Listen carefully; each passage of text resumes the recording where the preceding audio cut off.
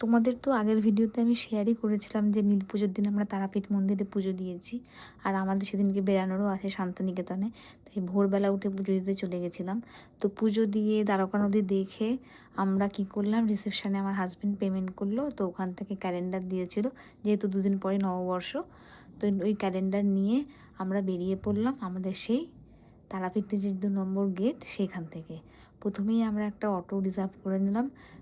Auto reserve করার পর 5 জনে আমরা যখন পৌঁছেছি, তো ট্রেন কিছুক্ষণ লেট ছিল, তো অসুবিধা নেই, আমরা স্টেশনে ছিলাম, রামপুরহাট স্টেশনে। তো সেখানে থেকে যখন ট্রেন এলো উঠলাম, নিশ্চিন্তেই উঠলাম, কোনো অসুবিধা হয়নি, ফাঁকাই ট্রেন ছিল। তো উঠে একটু বসে যখন ফটো তুলছিলাম, ভিডিও করছিলাম, তো দইওয়ালা যাচ্ছিলো, তো ভাবলাম যে অনেক দিন মাটির ভাঁড়ে দই খাওয়া হয় না, তো একটু দই নিয়ে আমরা খেয়ে নিলাম। তারপর বেশিক্ষণ তো লাগে না, 45 মিনিটস লাগে প্রান্তিক আসতে। তো প্রান্তিকে আমরা নেমে পড়লাম। এই যে দেখছো সুন্দর জায়গাটা, গাছের তলাটা এত সুন্দর, এই জায়গাটা মানে মনে হচ্ছে ওই জায়গাটা পুরো ঠান্ডা। আমরা তো ওখানে একটু বসে সময় কাটালাম। তারপরে স্টেশন থেকে বেরিয়ে আমার মা চলে গেছিলো আম কুড়াতে, আম গাছ দেখে, যেহেতু নীল পুজোতে আম দিতে হবে ঠাকুরকে।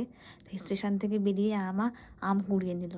তারপরে খেয়ে নিলাম হচ্ছে আমরা চা বিস্কুট, মানে আমি খাইনি, বাকি আমার শাশুড়ি মা, মা, শ্বশুরমশাই আর আমার হাজব্যান্ড খেয়েছিলেন। তো খাওয়ার পর আমরা আবার একটা টোটো বুক করলাম।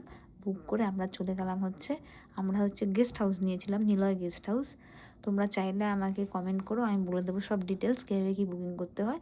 তো খুবই ভালো ছিল, আগের বার সেখানেই ছিলাম, তো এখানেও এবারে এখানেই থাকছি। তো আসছি আবার পরের ভিডিও নিয়ে।